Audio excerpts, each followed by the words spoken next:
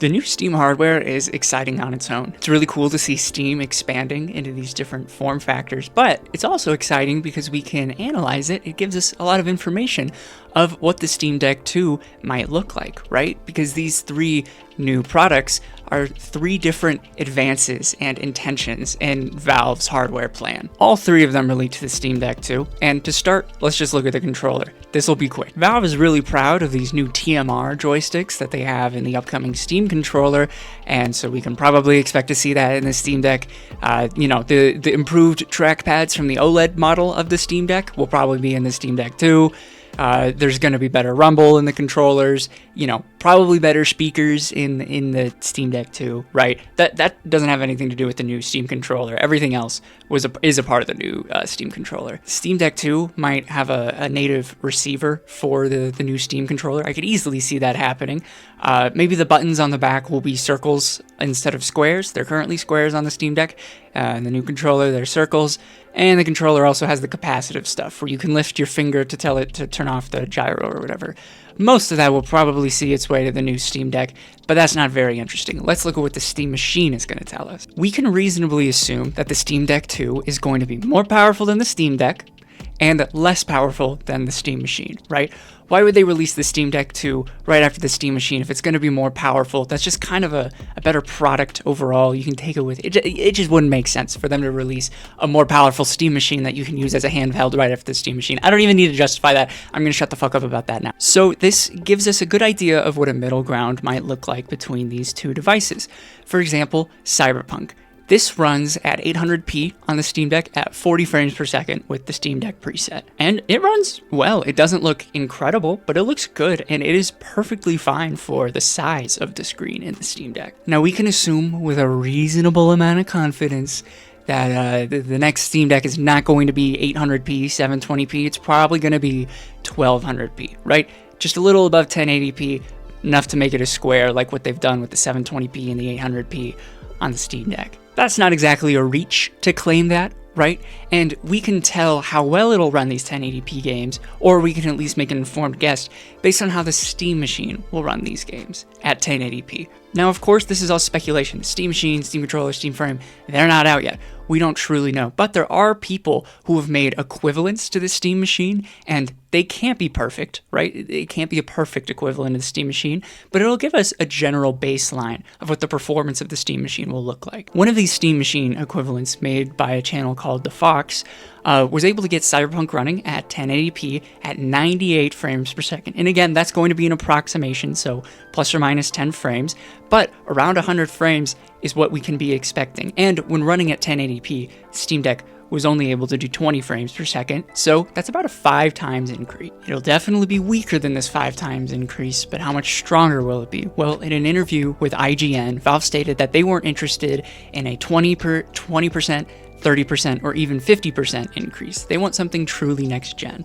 So I assume that's going to come with a boosted frame rate, right? The Steam Deck runs Cyberpunk at 40 frames per second. If the Steam Deck 2 ran it at 1080 at also 40 frames per second, it's not much of a generational increase. So I think it's pretty safe to assume the Steam Deck 2 will be running your games at 1200p, 60 frames per second, at Cyberpunk at least, for our benchmark, on the Steam Deck preset. That's a 3 times increase in frame rate, sitting comfortably between the Steam Deck and the Steam Machine. But for like a truly next-gen experience, it will likely be even more powerful than that, because this is assuming that the game is using the Steam Deck preset, so probably powerful enough to give you an increase in resolution, an increase in in-game fidelity, and an increase in frame rate, but just smaller bumps on each of those things to create overall a more upgraded experience. And we've seen this is more than possible in PC handhelds, right? The chips to pull this off exist. They're expensive right now, and they're in bulkier form factors, but it all exists.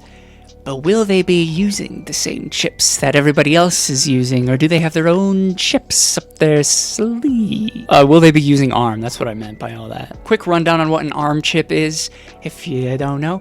Your computer The stuff in your computer, that's called x86. The stuff in your phone, that's called ARM. Your computer runs hot, your computer has fans to blow that heat away, your computer requires a lot of power, but it can do strong things. It can do strong things very easily. It can make all these beautiful graphics.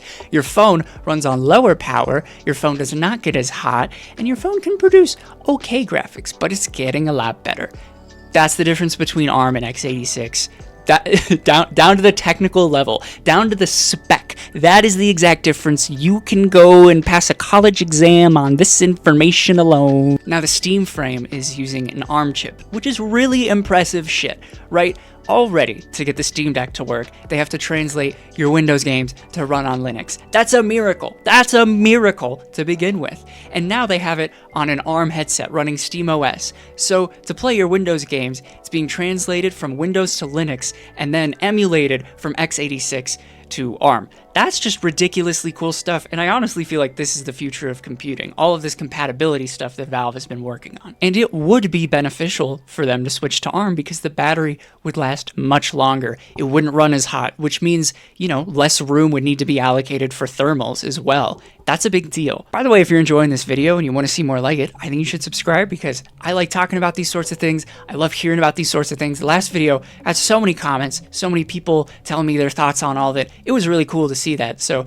yeah, I've got more ideas like this planned for videos coming soon. So go ahead, subscribe if that interests you. Anyway, back to whatever the fuck I was rambling about. So the way they have been emulating x86 games to make them work on ARM is through an emulation layer that they began funding, basically created, called fex. And fex, they've been working on it for like a decade. Talk about foresight, by the way.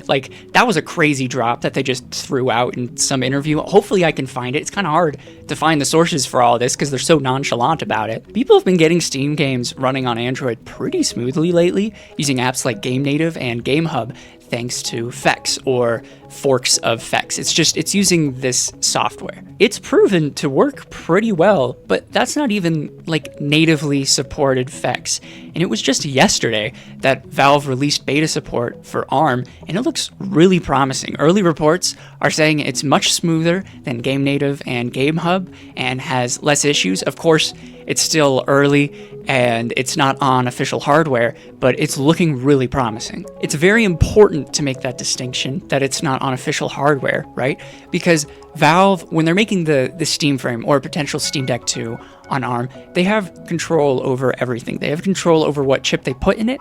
They have control over the drivers that chip's run, which is very, very important for getting things working and running smoothly. And they have control over the software, Steam itself. So when they have control over this whole ecosystem, that's how stuff like the Steam Deck happens, right? They weren't just stitching together a bunch of technology. They were finely weaving it. So is it possible to get Cyberpunk 2077 running at 1200p at 60 frames per second on an ARM chip? It would have to be a pretty powerful ARM chip, and fex would have to be a lot further along than it is right now. But these things have time to progress. For example, here is Cyberpunk running on the best ARM processor that has the drivers currently to run Steam games. You can see it runs at a pretty stable 30 frames per second on low settings using some upscaling. It's blurry, it is not perfect, but it is a great proof of concept and an insight onto how this is possible. It's playable, it's surely playable. It's not great, but it is playable. Now, this is not the most powerful ARM chip in existence. It is just the most powerful that has the drivers to do this sort of thing. So in theory, Valve could choose any ARM processor they want to create the necessary drivers themselves. And again, it doesn't look great, but you have to remember that this is the worst this technology will ever be. It will only get better from here. And it's still an emerging technology. So the fact that it works this well, it's very impressive. In the same interview where Valve said they weren't interested in a 20, 30, 50% performance increase, they also said, quote, "I think we have a pretty good idea of what the next version of Steam Deck is going to be." Now, I could be looking too far into that, but it sounds to me like they're talking about more than just a performance increase. If they do see the potential in ARM, releasing a new Steam Deck that runs on ARM would be a very, very big deal for the whole handheld gaming market. I think it's possible. I think it really is possible that as ARM progresses, they decide that that's what they want to do. I feel like if they can choose ARM, they will choose ARM. But if they choose ARM, are they not kind of just bleeding performance? I mean, we know that there's not a lot of latency when it comes to emulating these things, x86 to ARM, but there is overhead. Like, you are getting a worse frame rate than you could be if you had a chip that's like similarly powerful that just runs x86. And we know that FEX is going to get better, but there has to be a ceiling to how much of that overhead they can remove. So would it make sense from that standpoint for them to choose ARM? I don't know, and we can't know until the new hardware comes out. It'll be really exciting. How well do ARM games play on the Steam frame? That'll inform us on the Steam Deck. How well do games run at 1080p on the Steam machine? That'll also inform us on the Steam Deck too. I also wish I could guess on the price here, but who the hell knows what that's going to be for any of these things, right? Especially the original Steam Deck. That's also been out of stock because of the RAM apocalypse. And I assume when they find a new partner to supply them RAM, that the original Steam Deck will also have to increase in price, which, the Steam Deck OLED was already $650. The Steam Machine is 6 times as powerful. How much more expensive is that going to be? How are they going to fit a Steam Deck 2 in between the Steam Deck and the Steam Machine? They just won't at these current prices, right? We have a couple years before the Steam Deck 2, I assume. I would assume 2 years, right? So it doesn't even make sense to try to guess a price as of right now. We just don't know. And also the form factor, I wish I had more to say about this, but this is a fucking mystery to me. They nailed it with the Steam Deck. It really feels like the perfect size. When it came out, people felt like it was too big, too bulky, oh, I don't know, they're kind of pushing it. But now that it's been out for so long, the industry is coming out with even bigger ones. By comparison, the Steam Deck is this perfect middle ground. It really just melts into your hands, and you have the right amount of space to control all of your buttons. They're giving you room to have the thumbsticks next to the ABXY instead of above or below it. It's just so comfortable to use. So, to support a 1200p screen, are they just going to make it bigger? I don't know. Let me know what you think. And if you enjoy these sorts of videos, subscribe, because I've got more ideas of stuff I want to talk about. All right. Thank you very much for watching. That's going to be it for me today. Hope you have a good one. Bye-bye.